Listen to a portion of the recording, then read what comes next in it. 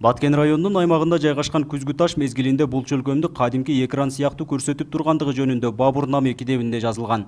Анын жардамында жашоочулар уурдалган мал жандыктарын жана ууру каракчыларды оңой эле таап алышкан экен. Мындан улам басмачылар тарабынан бул таштар талкаланып, өз касиетин жоготкондугу тууралуу да маалыматтар жазылган. Бул ташта адамдардын айтуусу боюнча жоготкон нерсесин мына ушул жерден келип караганда анын баарын көрсөтүп берет деп жазган.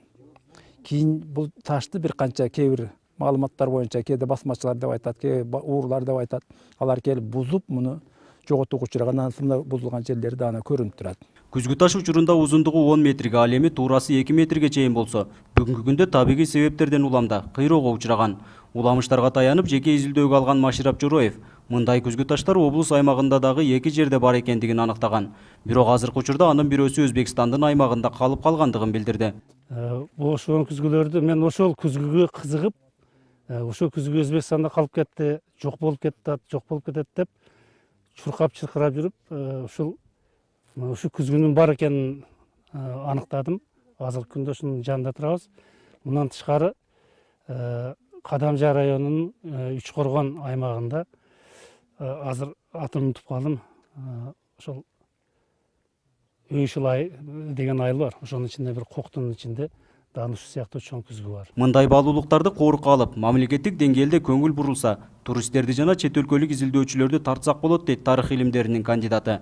Анткени облус аймагында уламыштар аркылуу гана айтылып жүргөн тарыхый эстеликтер көп. Союз убагында да илимий негизде толук кандуу изилдөө жүргөн эмес. Корукка алыш керек албетте, биринчиден. Экинчиден, мунун кандай максатта пайдалангандыгын, кандай максатта жасалгандыгын эме кылыш керек. Экинчиден, муну биз эгерде Бабурдун күзгү ташы деп дүйнө жүзүгө жар салып ошол жерде кылсак, буга бир канча туристтер келиши мүмкүн, бир канча кызыгуучулар келиши мүмкүн, бир канча изилдөөчүлөр келиши мүмкүн.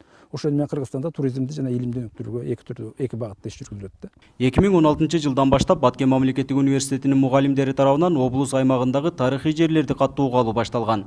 Алардын демилгеси менен таш бетине түшүрүлгөн жазуулар корукка алынып, 2 миллион сом акча бөлүнгөн.